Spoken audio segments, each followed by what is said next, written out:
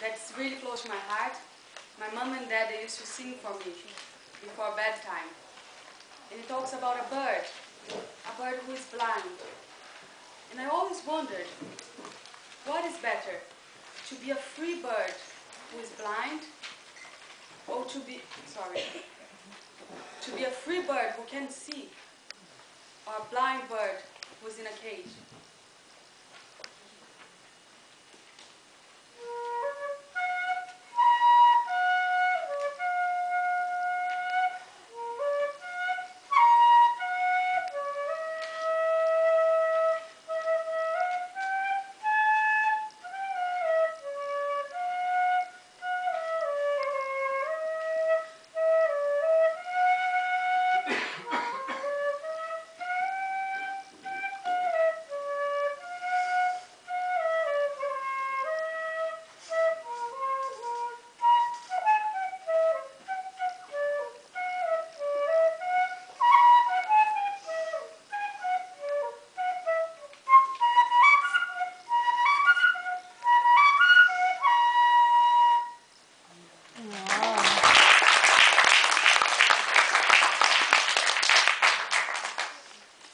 Once upon a time, in the great city of Baghdad, there lived a wealthy merchant called Mustafa.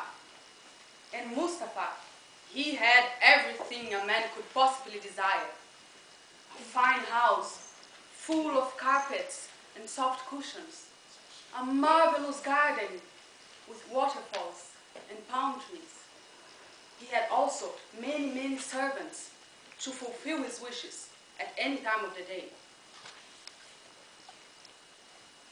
Well, Mustafa, he was a kind man. And he knew that he had so many possessions.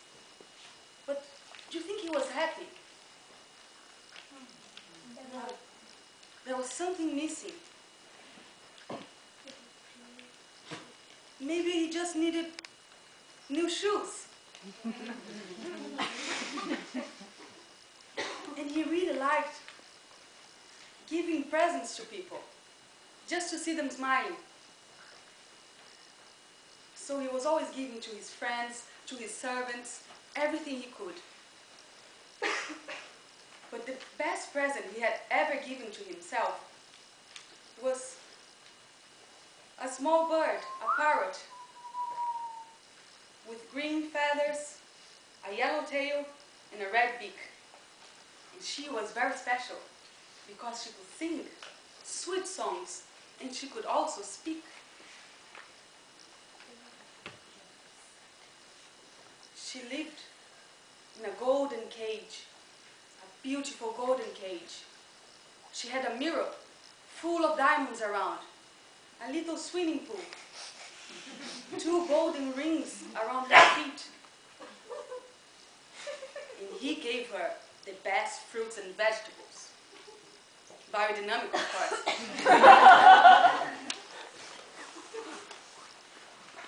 Well, one day, Mustafa, he had to go to India on a business trip. But before he went, he asked all his friends and servants for what gifts they would like from the country of the beautiful things. Ask for whatever you want, I'll bring it to you. They asked for jewels, incense, spices.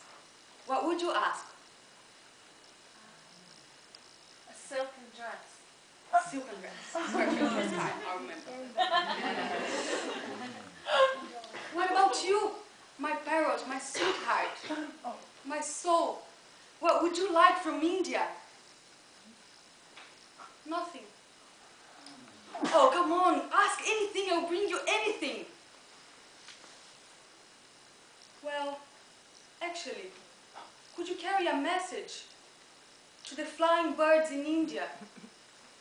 Tell them about my golden cage, the 2 rings around my feet, and my mirror full of diamonds.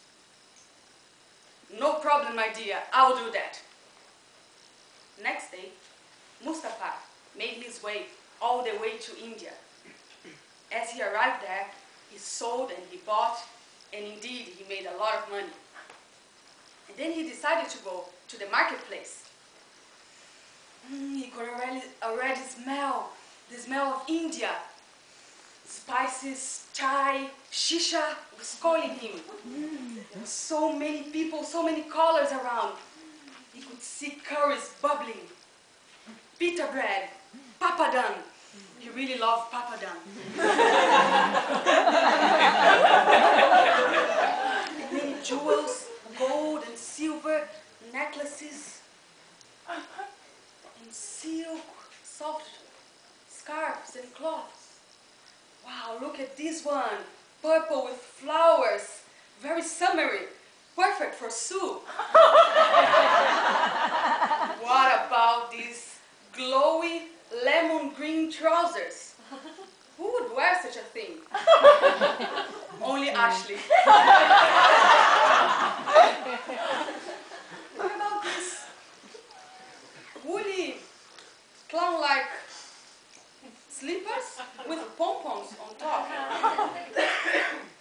I don't think anyone would wear such a thing. Well, he got many, many presents, and satisfied he felt. But before he went home, he decided to go for a walk.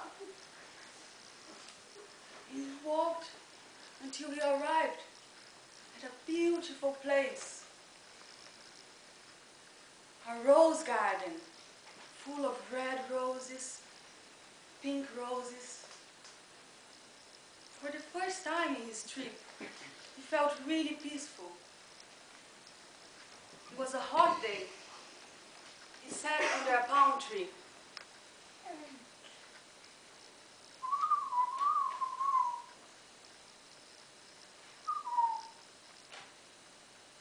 Then he saw birds flying from one tree to another, chattering, eating mangoes and guavas, parrots.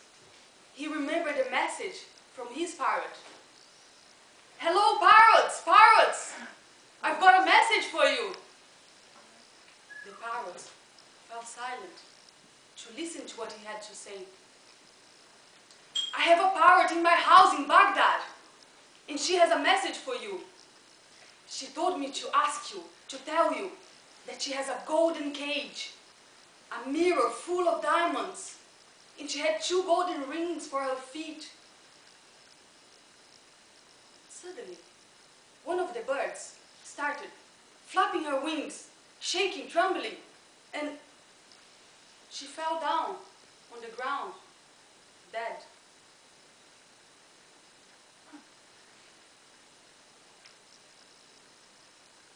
Strange. Well, Mustafa made his way back home to Baghdad. And as he arrived there, he delivered all the presents that he had bought, the beautiful things for Sky, for everyone, for Sue and for Ashley. They were all very happy. But he didn't say anything to the bird. "Master, what about my present? What was the message?" "Well, I told you your message, but the parrots, they didn't say anything." "But tell me, did you hear? What did you hear? Did you see anything?" "Actually, I did see something weird. When I told your message, one of your sisters, who was on a branch, she fell down on the floor and she died." With those words, his own little bird, she too, started shaking, trembling, and down she fell on the floor of the cage.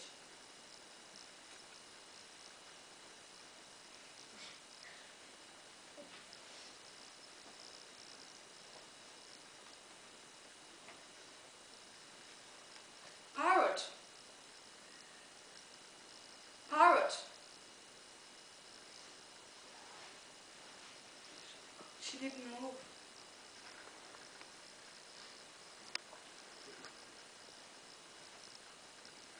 He placed her on the windowsill